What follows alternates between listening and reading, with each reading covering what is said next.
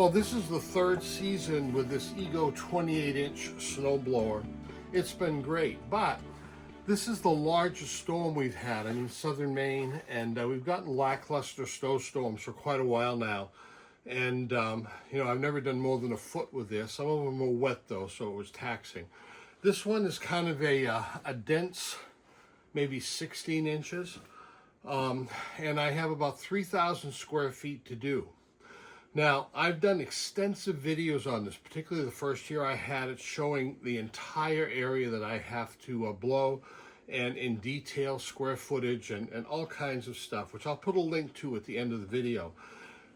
Right now, it's extremely cold out. We've had sub-zero weather. Now it's just above zero. And I don't have my gloves on yet, so I put the batteries in, so that I am going to not narrate this as I go along. I'm just gonna do some snow blowing, try to get a few good camera shots. This is not a major video, and I think I'll narrate it in the house as I'm putting the video together, if you guys don't mind. So, season 3, big storm. I know you guys got it all over the country in various ice storms and snow amounts and everything. We're about 16 inches here, and gonna see how far we can get with this. Get my stuff done, and hopefully my neighbor's driveway too.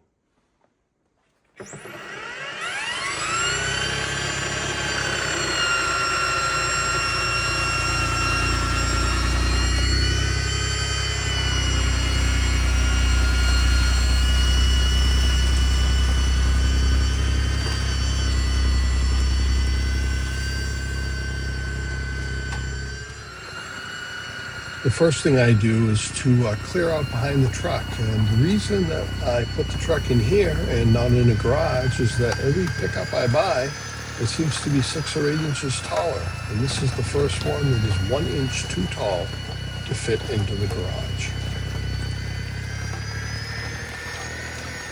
You'll notice throughout this video that I don't clean things up really good.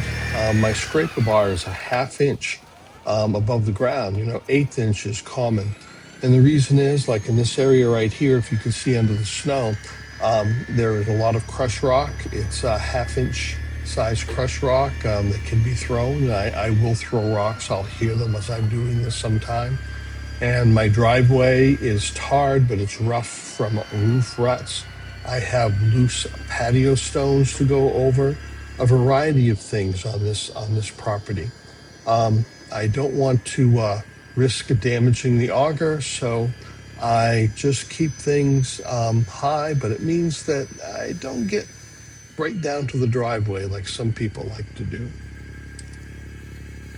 And we have 4-wheel drive, and we live in the woods, so it all seems right. Instead of taking my gloves off, I'm having to turn the camera on with my nose. But this is what we've got so far. And I always take the baking off along the side like this. It makes it easier.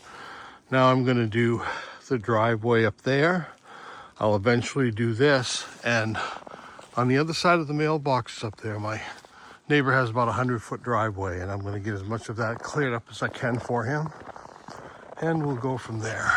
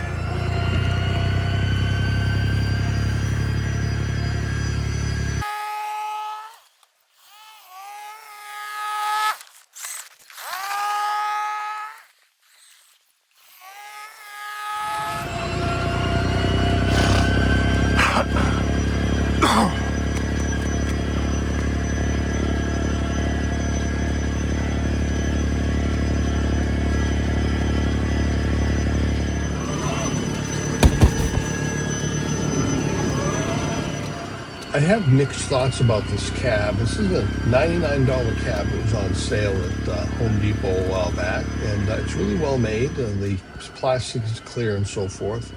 You're not out in the open, you're not like in it, so you feel like you're in a room. So that's the good news. You're enclosed, there's no blowback on you, but the bad news is you feel like you're snow blowing from a room. You gotta tap the snow off once in a while. Overall, I'm glad I have it because the wind, particularly in this area right up here, can be pretty bad.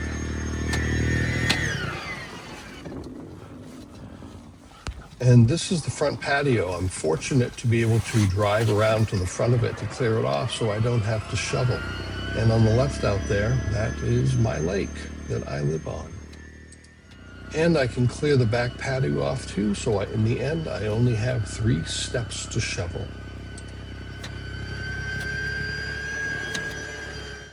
And these are the settings that I've had on the controls pretty much the whole time.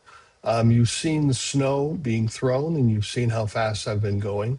The left toggle, where the orange is about on the 2nd or 3rd green notch, a little higher than I normally read it because I've got some deeper snow.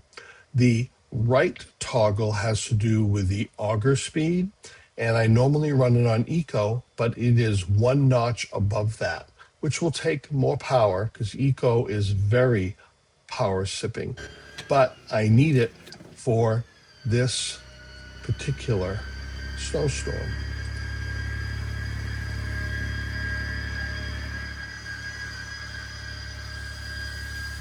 Here I'm starting my neighbor's driveway. It's very long. You can see it goes way up to his house up there. And it has an apron on the side that's kind of wide. So, it takes a minute to do it. But it is nice and flat, so it goes pretty good.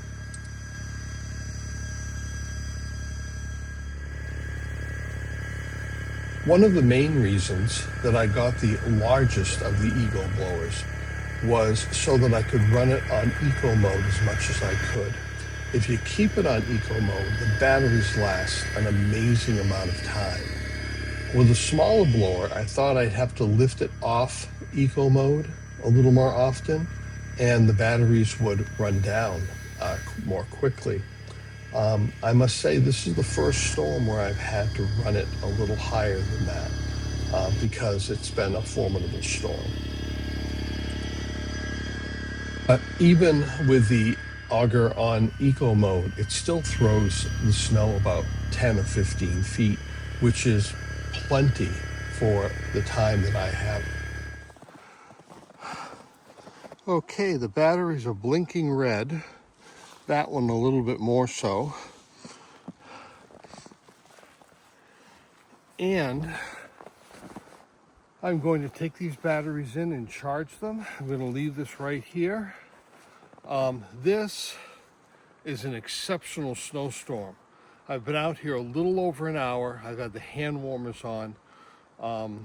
I've had the auger speed up off eco, which I normally don't have to do. I've had it up 1 or 2 notches. And the snowblower going a little bit faster too, because it's got to push through that. So I am pleased with this. This is the very first time I've had to charge the batteries to get things done. But I'm about, of my 3,000 square feet, I'm probably through 2,300 square feet of that. If I was just doing my area plus a little bit in the driveway, what I haven't had done, I'd have 1 or 2 bars left. But my neighbor's a really good friend, and I really love doing this. So I'm going to come out and finish it up after a couple cups of coffee. Catch you on the flip side. I just came in the house, and I'm glad to see that putting them on the charger, the first thing that happened is they started blinking 1 green bar to charge. I usually don't like to discharge them fully. When they start blinking red, I take them in. It probably means I have 20% left, but I like to bring them in. But I don't know how long they had been red. It looks like it just started. I live where that red star is, down at the bottom in Maine. It's snowing now, and it looks like the radar map says there's plenty more, even though it's kind of supposed to be over. They're saying we might get anywhere from 4 to 6 inches more. Well, I am now back out. I've been in for about, a little over an hour. The batteries are almost charged. I like to leave them discharged at the end anyway. I don't have that much more to do.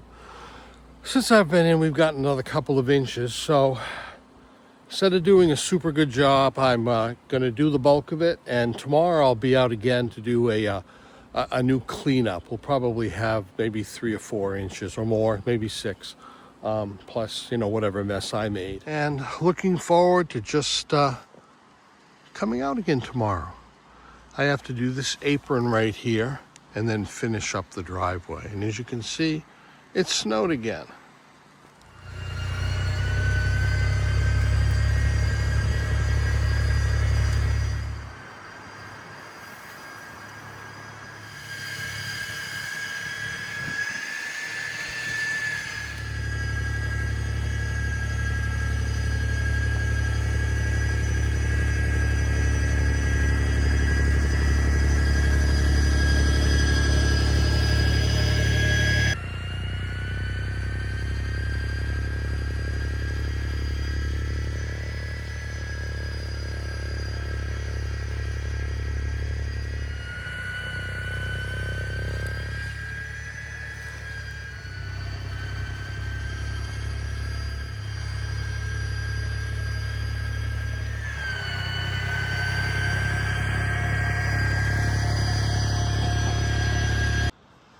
Just wanted to show you something before I went in. See all those white spots on the sides of the trees about 10 feet up?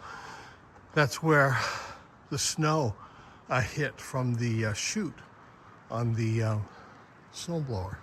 Huh.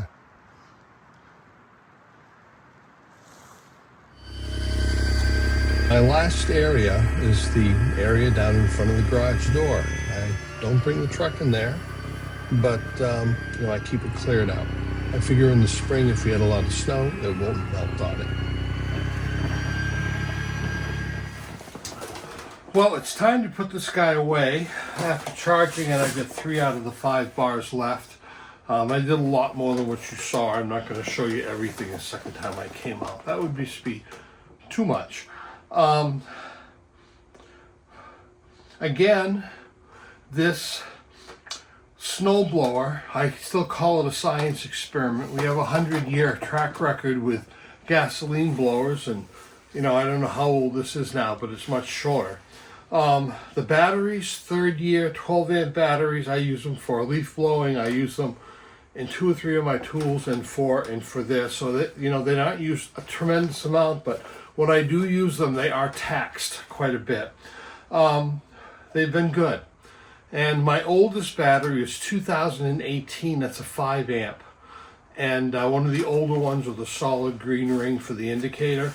And it doesn't have the power that it did, but in my push lawnmower, which I can do my little lawns quite a few times, that's what I keep it for now. It does a really good job. I have been really satisfied with this machine. In the other videos that I did, I made a point of a few things. One is that, I do have a gasoline backup.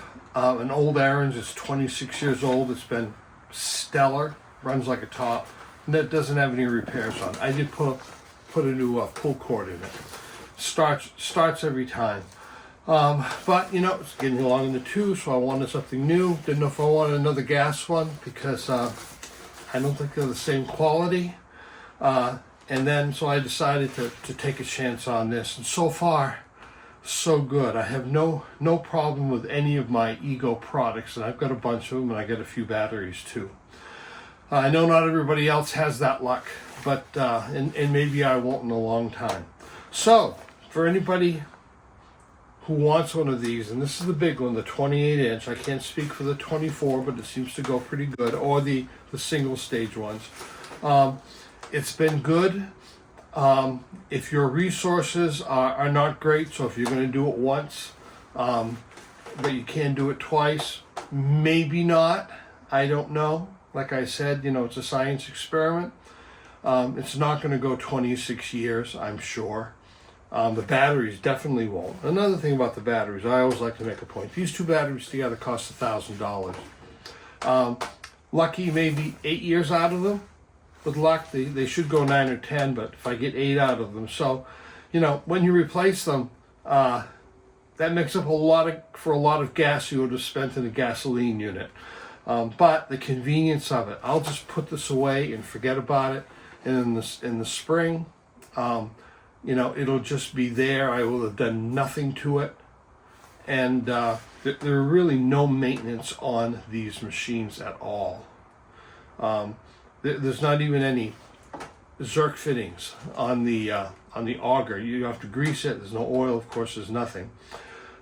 As long as they keep running, right? So far, good. I'm a person, I have resources that if I want to back up and punt and go another direction, I always can. But not everybody has that opportunity. So if you should get one, I love it, but you got to think about it. And this is Maine. This is where I live. And I wouldn't have it any other way. Many of us, not all of us, but many of us live for this. It's not living without it. We go into survival mode, which is a comforting feeling. We have snowblowers, we have multiple heating systems, we have four-wheel drive, and we have backups for everything. This is my lake that I live on. In the spring and summer, the water is cool, the fish are biting, the sun is warm. And in the winter, it changes. And it's all like this. And it's wonderful. And during these times, particularly during the blizzards, I have a wonderful wife that we've known each other for 50 years. There goes a snowmobile out there, 3 of them. And we always have a fire going. And we have a percolator, so we have good coffee. And that is kind of a nutshell of a few things that just make life worthwhile.